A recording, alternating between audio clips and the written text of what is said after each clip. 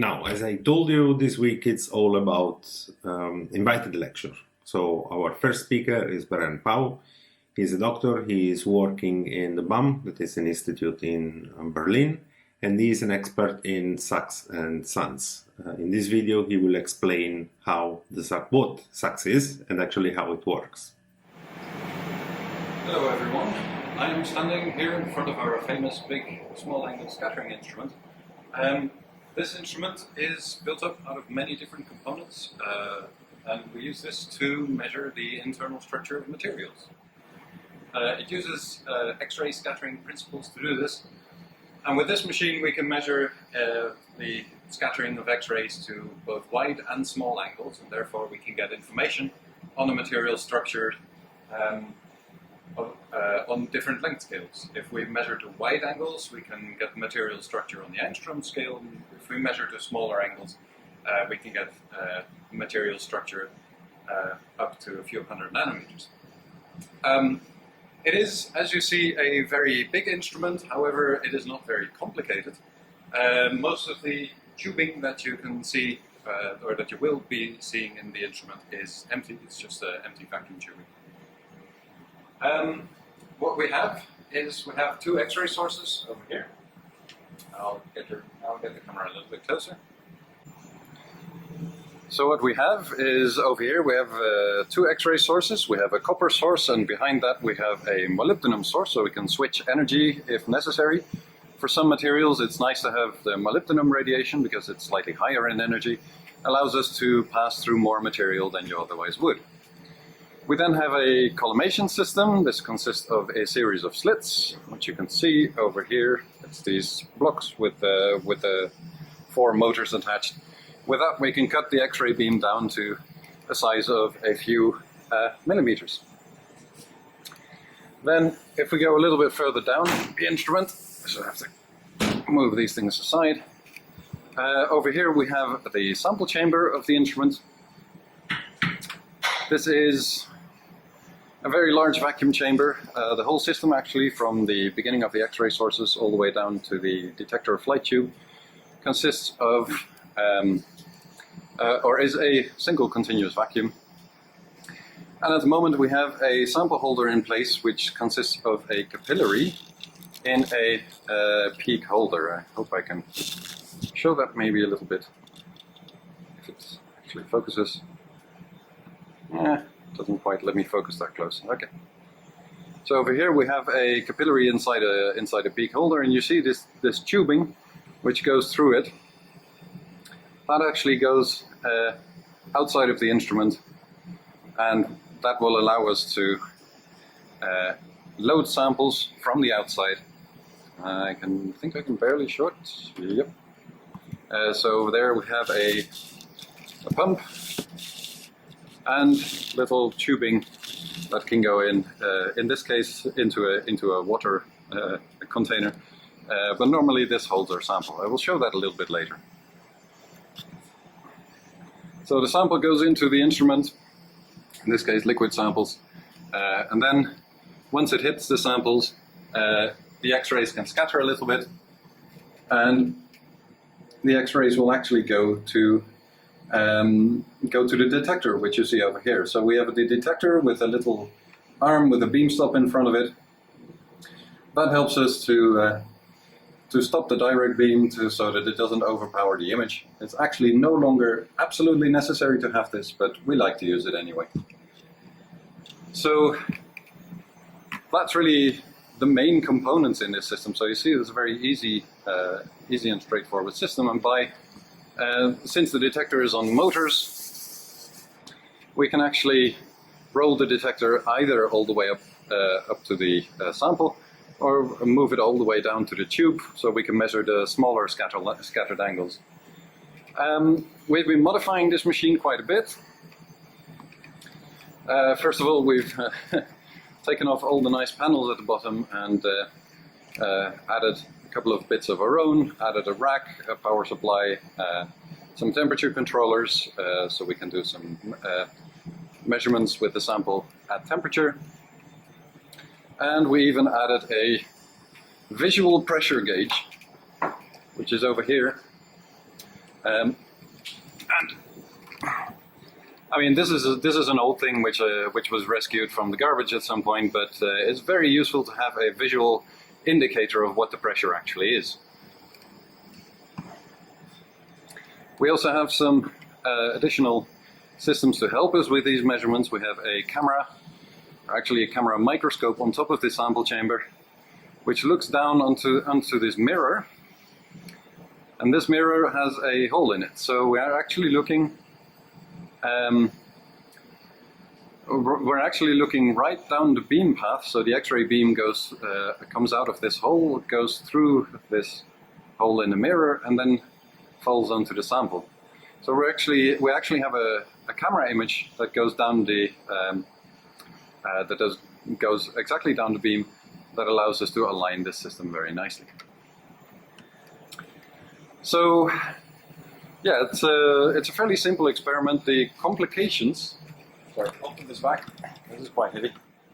So this whole measurement method is actually very straightforward. So we just shoot a well-collimated X-ray beam through a sample, which can be liquid or solid or even gas state. We don't really do, but yeah, we can do powders, we can do solid materials, and we can do liquids. And what we measure is the fluctuation or the variation in electron density inside the sample. So your sample doesn't have to be crystalline, it doesn't need any special properties. All you need is a structure inside your sample which has a variation in electron density, and we characterize the length scales of this variation.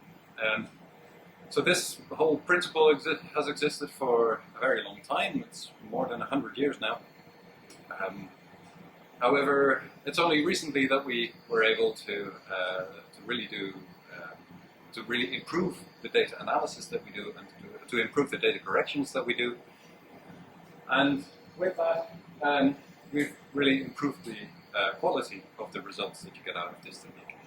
So we're still working on this. It's a very long and tedious process, but now we're able to support many users that come to us for measurements on their materials. And we're able to give them a little bit of additional insights on their materials. So that's pretty much what we do with this instrument.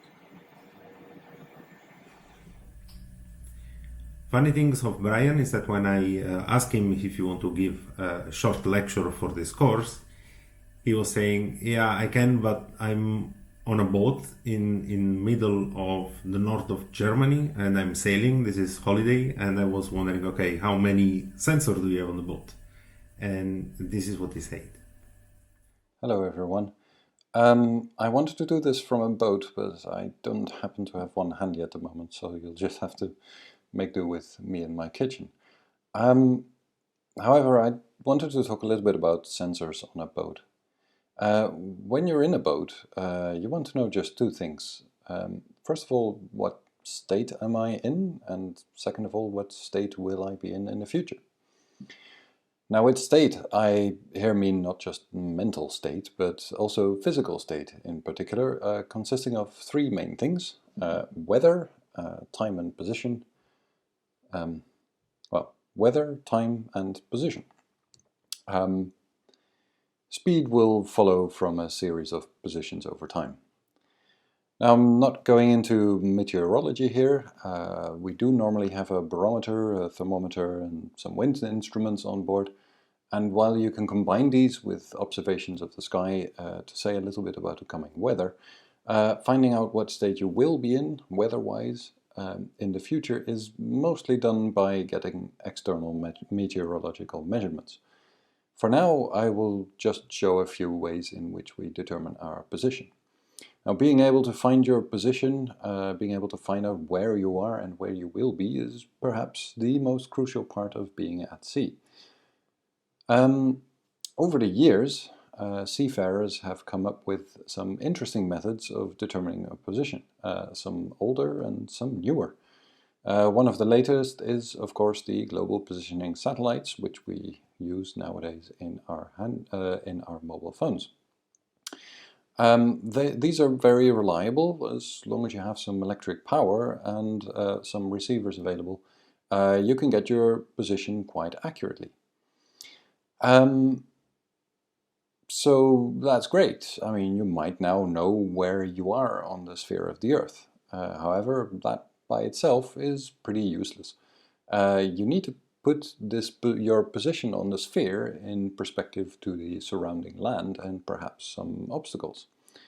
Therefore, you need a chart of the area that you are actually in to find out which state you are in, and ideally what state you will find yourself in a few hours. However, seawater can be incredibly destructive to electronics and batteries die out.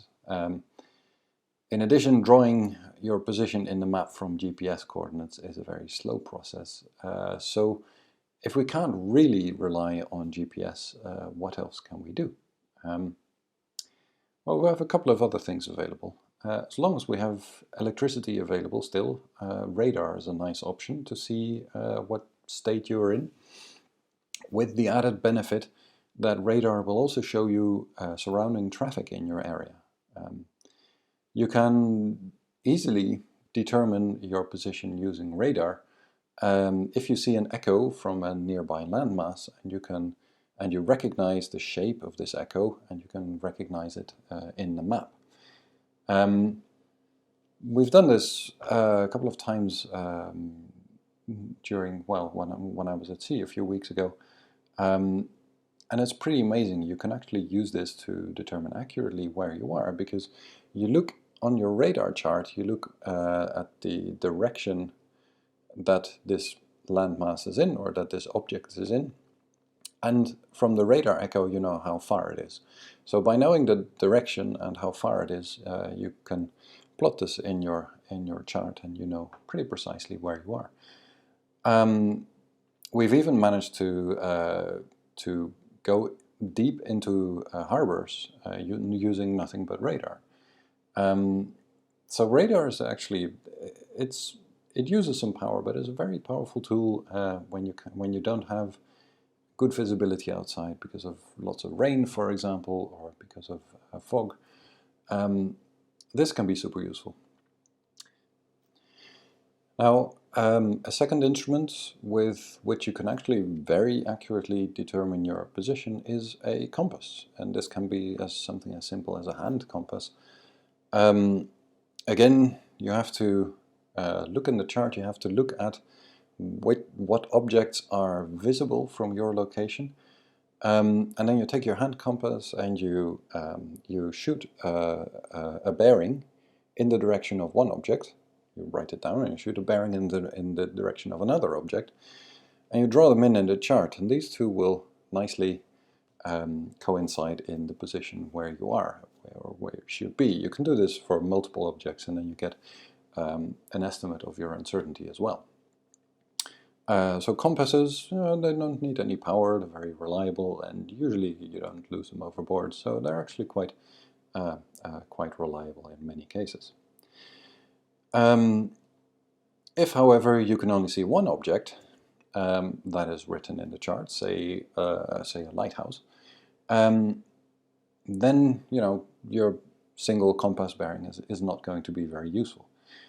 So what we played around with the other day as well was a sextant. Now a sextant is this fancy thing that you always see in the movies that is nothing more than a way to measure an angle, and to measure an angle quite precisely. So if the only thing you can see is one lighthouse, you know what direction it is in, and you can use the sextant to measure how high that lighthouse is over the horizon, or in what angle that lighthouse is from your point of view. And you can then triangulate how far you actually are away from the lighthouse. So this can be quite useful. Then you have a direction, you have a distance to the lighthouse, and again you can put this in your chart and you know your position quite accurately. Lastly, if you are in the middle of the ocean, well, you have usually very little to worry about in terms of obstacles, but you would still like to know approximately where you are, so that you know how fast you're going, what speed you're going, and when you can expect to actually next hit land. In this case, the sextant still plays an even more dominant role. In this case, what you can do is you can determine, together with a watch, the rise time and or the time of sunset and sunrise. And by knowing this time very accurately, you can get an idea about your longitude on the globe. It's a little bit more difficult to determine the latitude. However, if you have a book of tables, these books, for astronavigation at least, these books will tell you how, at what angle you can expect a particular celestial object, like a planet or a star, to be in at a particular date, at a particular time, at a particular latitude. Sorry. So by using this information, you can then get an idea about your latitude, and that you can again plot into the chart. This is not something that we have done, so I may be maybe mixing up my terms here, but in principle, you can use celestial navigation to determine where you are on the ocean, and as soon as you get closer to land, you then cross-check where you think you are with observation of features on land. So yeah, with a couple of things available that help us, you can also, if you don't have anything else, you don't have a sextant, you don't have any objects inside, what you can do, although this requires some diligence on your part, what you can do in advance is, if you know where you were in the past and you know how fast you're going and in what direction you're going, you still have your compass, you can do a dead reckoning. You can sort of estimate where you probably are.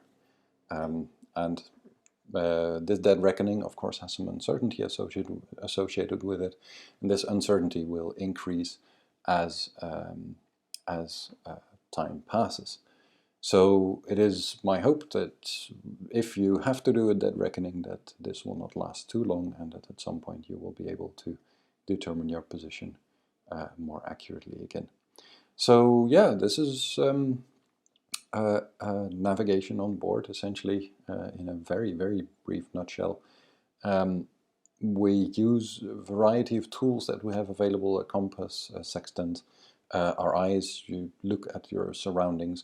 And if you have electricity, you can use a radar and GPS as well. So yeah, hopefully that helps if you next find yourself at sea. So see you around. Brian has also a really nice YouTube channel where he invite people for giving lecture about the SAXS and how to use the SAXS, and it's extremely nice, and you will find in the description. Second invited lecture for today is Gina Ross. She's a PhD student in Wageningen, and she's doing a very nice device for the detection of allergens in food. She's trying to make it so simple that everyone can use them. Let's see this video.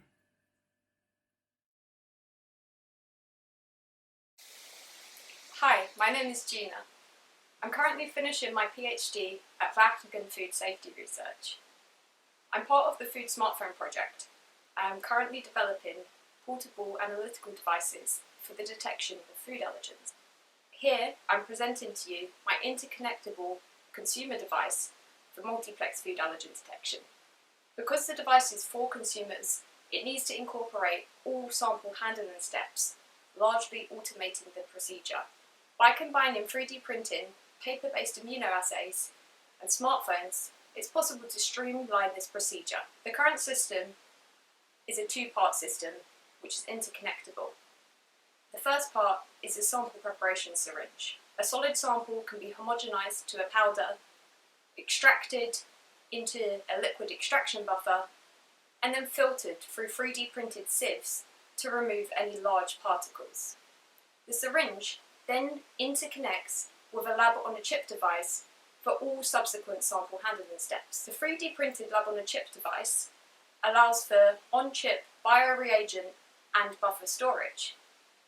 This means that when we inject our extracted sample from the homogenizer syringe into the lab-on-a-chip device, we can have on-chip, pipette-free dilution of our concentrated sample into the appropriate assay dynamic working range. Now for food allergen analysis, this step is crucial because without dilution, it's likely that we would experience high concentration effects such as the hook effect. In the U-look, after the sample has been diluted and mixed with the bioreagents, it's then transported to a detection well in which the user puts in a lateral flow strip which is already optimized for the detection of hazelnut and peanut allergens in a cookie matrix. Finally, we detect the results from the lateral flow sensor by dynamic data acquisition using a smartphone. This whole system allows for the integrated immunosensing of multiple food allergens, and I will let the demonstration video explain the rest to you. Thank you.